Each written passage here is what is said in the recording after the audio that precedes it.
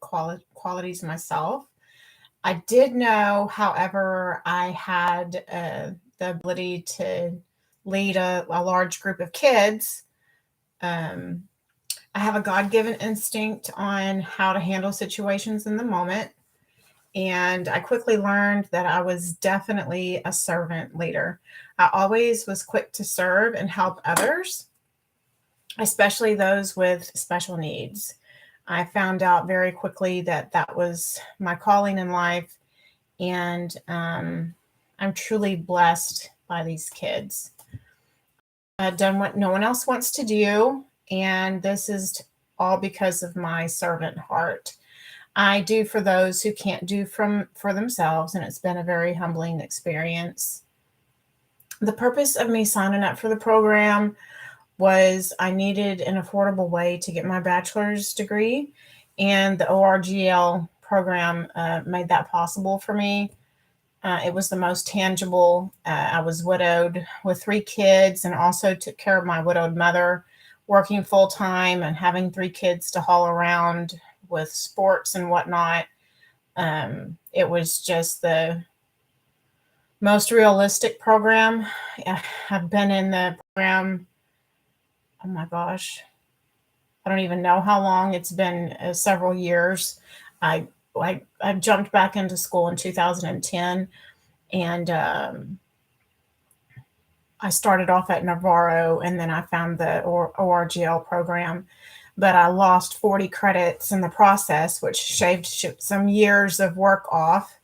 Um, and I did not want to work a semester and not get paid, which is what, if you're getting a teacher's degree, you have to do an internship, and that's part of the process. And I couldn't fathom me taking out a loan and having to live off of that loan to work for free while I was already working and doing so much on top of that. So I took the organizational leadership approach. Some of the key areas of learning that caught my eye and caught my attention of the foundations of organizational leadership, and an effective leader has to be, and how they have to be open to diversity and not have a biased opinion. I didn't really realize how much people were biased until I started studying this, and how with diversity, everybody's backgrounds are different, and with that, they have different experiences and they have different problem solving techniques and way different opinions. And studying the different theories broadened my knowledge of how leadership has learned to basically investigate human behavior, and how the qualities of leadership are very complex and very situational within their surrounding circumstances. The importance of not seeing change as a negative thing, but something that we should actually welcome and learn and grow from. And how leadership is so much more of a social, interpersonal relationship with people than just leading a group or leading and managing an organization. I recognize that uh, global perspective is changing foundations of organizations, and how diversity and inclusion is becoming more and more vital. How leaders must perform ethically with integrity in a way that causes them to be more conscientious, if that's how you say that, and to have an openness to new experiences and change in order to be successful in an organization. With data driven decision making, that's super important, and it's an ongoing process that's always changing, and it helps to make strategic planning decisions, and it's a tool that can benefit the organization internally. Processes are always changing, from the data driven decisions and from observations with internal organizational outcomes, and from data driven decision making from external outcomes with other organizations in a similar environment that can help to make decisions as well. In other words, like with your competitors, all of that data driven decision making plays a huge vital role. And it's very important to always have that accessibility to the data. Organizations should be socially responsible and be able to have an ethical dimension of justice, having a regard to individual rights. This will gain respect and trust within an organization, and it's huge in having a successful quality organization. Equality should be at the top of the list as well.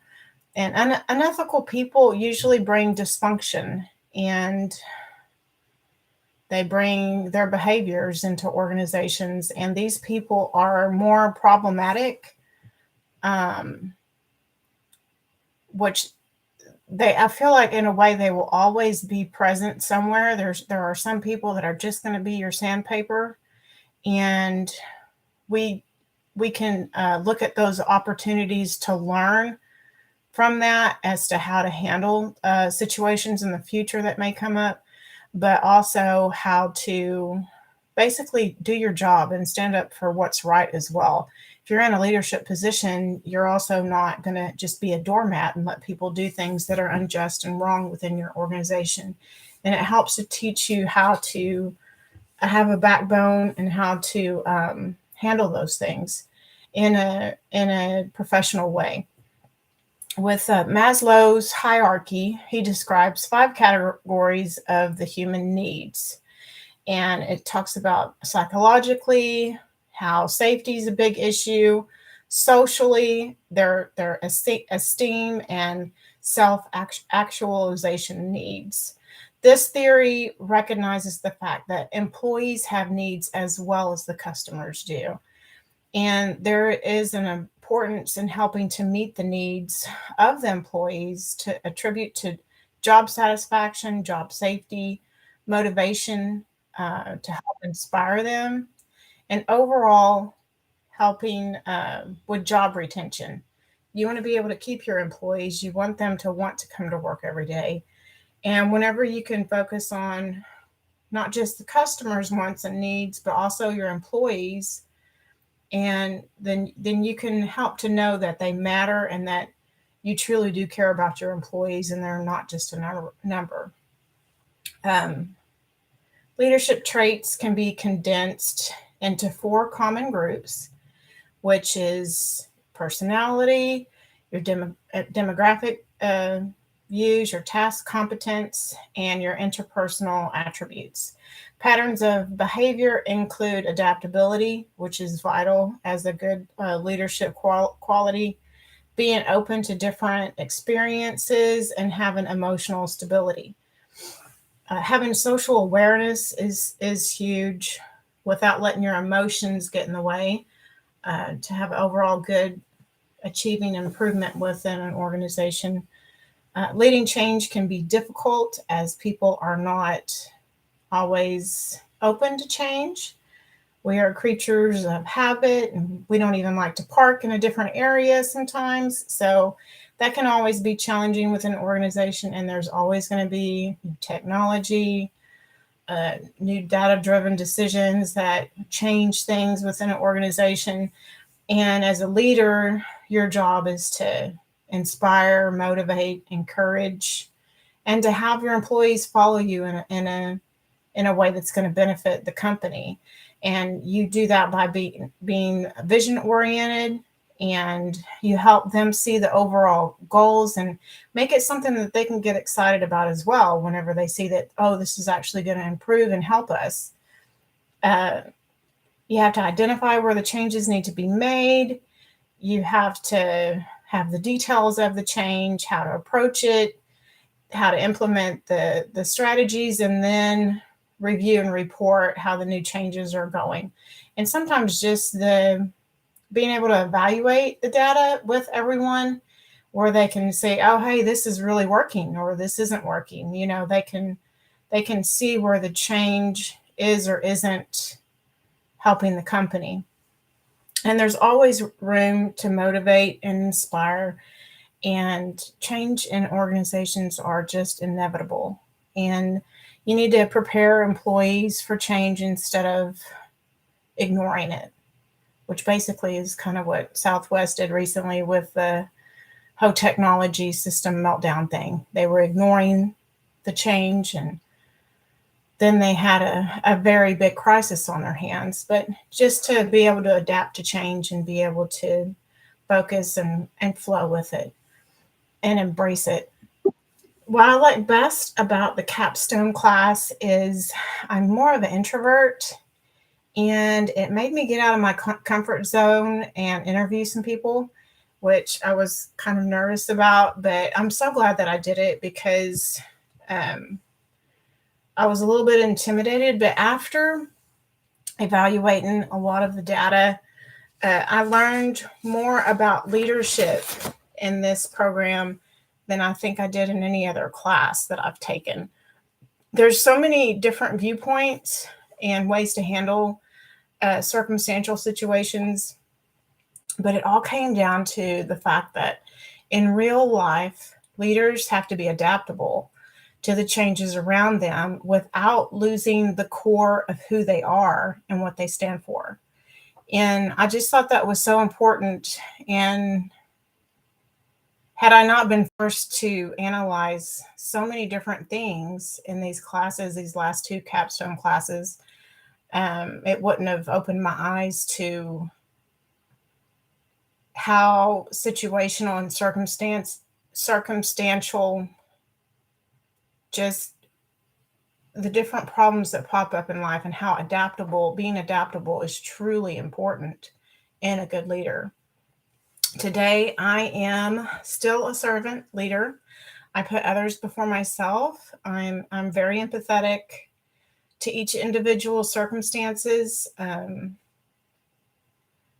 I'm very adaptable, which you have to be with working with SPED children. I'm always problem solving for the good of all, especially the students. My work is the one thing that I'm actually really confident in, and I'm open to being a life learner and to be able to improve and take the advice from other people. I've seen major improvement with behavior with children that I've worked with over the years. And I've started off in a classroom that was a behavior unit. And by the end of the year, it was a structured learning environment.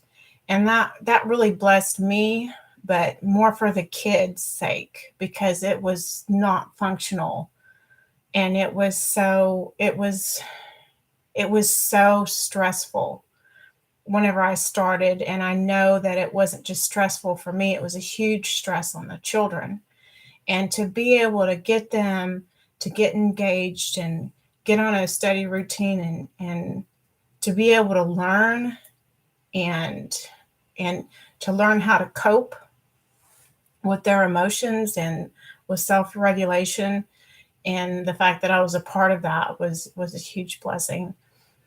In order to continue my leadership journey, I will be open to new challenges. I will be open to new experiences. I do not know exactly what is going to be in store for me in the future, but I'm going to broaden my vision with an ever-changing environment, and to continue to seek others' advice that's around me. Over the past 12 years, I've been working with special education, and I've learned a lot, not just from the teachers, but from the kids. More what not to do from the teachers, but I have seen some true gifts and talents with teachers, and I've seen their hearts toward the children with a genuine care and concern, which I think is the most important thing with being a teacher, is where's your heart? So my hope is to be a blessing to my students, and to be able to bring love and joy and coping skills and a sense of well-being, while at the same time teaching them valuable life lessons. This is my calling, and I'm already teaching right now, as there was a huge teacher shortage in Dallas. So I'm able to take on that role and position without even having my degree yet, but with the promise too. So I'm really doing double duty right now, but I'm blessed to be in this class, and I'm super excited about finally getting my degree. I hope you have a blessed day, and thank you for your time.